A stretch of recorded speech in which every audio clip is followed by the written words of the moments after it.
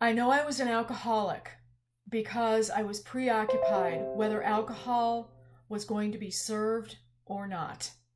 Hi friends, Smo here, and those are the words of Betty Ford, and I shared with you in my previous video how much her words really jumped out at me, and it kicked off how I was going to contribute this month to Alcohol Awareness Month and sharing my experience, strength, and hope, and doing my part to help awaken and raise our collective consciousness about the seriousness of excessive alcohol use and abuse and the disease of alcoholism.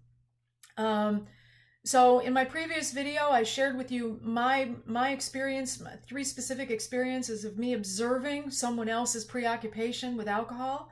Now today I'm going to do the other side of that, and I'm going to share with you 3 experiences of my preoccupation with someone else's alcohol use. And I'm sporting a black and white t-shirt here today for you because black and white t-shirts and jerseys are synonymous with referees. And that directly speaks to how my preoccupation was directed. I wanted a referee between the alcohol and the one who was doing the drinking.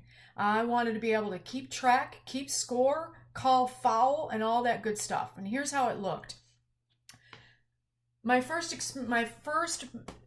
preoccupation, the first big one, which actually came later on, was when I started counting everyone's drinks. Who's drinking what, and how much are they drinking, and in what span of time are they consuming it. I'm keeping a watchful eye on whether or not their personality's changing, if they're stumbling when they're getting up, and I'm preoccupied with it, so much so that I'm not paying attention to myself.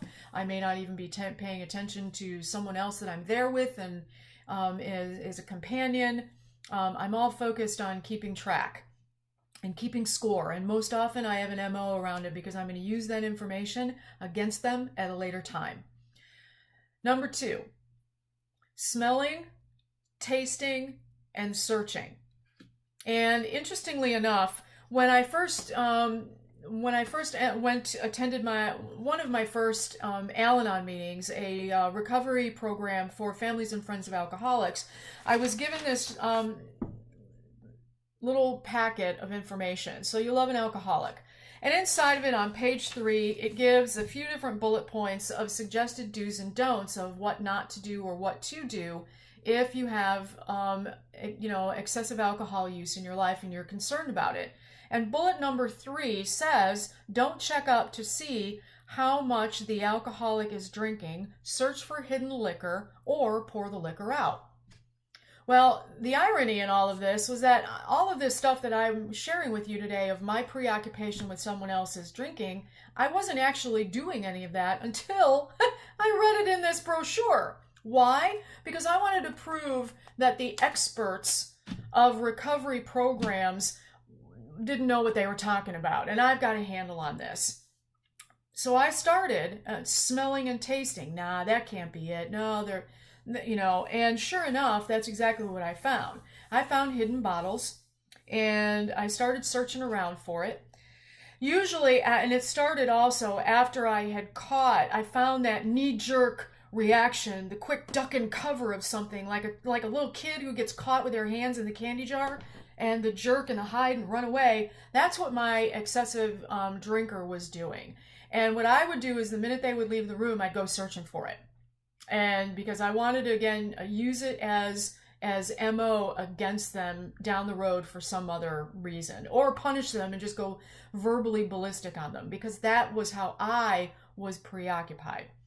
The second piece of that second example was how when I started noticing the sports drinks, the bright orange ones and the bright green ones, were not quite as deep and rich in color as the first were when the bottle was opened.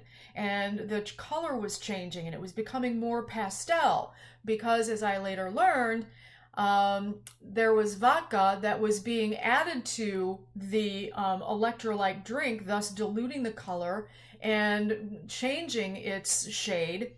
But I also learned, as from a longtime woman, a woman who has longtime sobriety, teach me that that is very common.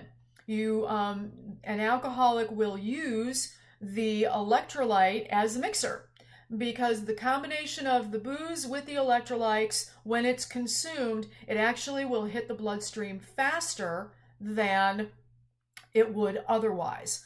Well, that was an aha for me. So now I'm suspicious, and now I'm going to be even more preoccupied after she even gave me this great piece of information. And so now I'm really scouting and watching every ounce of that electrolyte sports drink. But my favorite story or anecdote of my preoccupation with someone else's drinking use comes in the example of marking the bottles. And there was always a half-gallon bottle of vodka sitting in the cupboard or sitting under the sink, and this time it was in the pantry. And again, it was after I had been introduced to these do's and don'ts. And I took my Sharpie marker and I marked the bottle. And then I turned it so you couldn't really see it when you opened it. But that's a big joke because, the drinker saw the mark on the bottle, but every time I went to check on the bottle, the liquid and the alcohol never seemed to move. So it gave me false information. But really what it became is the demonstration of the craziness that all of this preoccupation has within the household. They're preoccupied with drinking. I'm preoccupied with keeping track of what they're drinking and measuring it and keeping score. So what ended up happening was, as they're doing the drinking, they would replace the vodka with water. Now, I didn't realize this at first until one day I started to notice there was actually condensation starting to build up inside the bottle. Well, alcohol isn't going to condensate, but water does.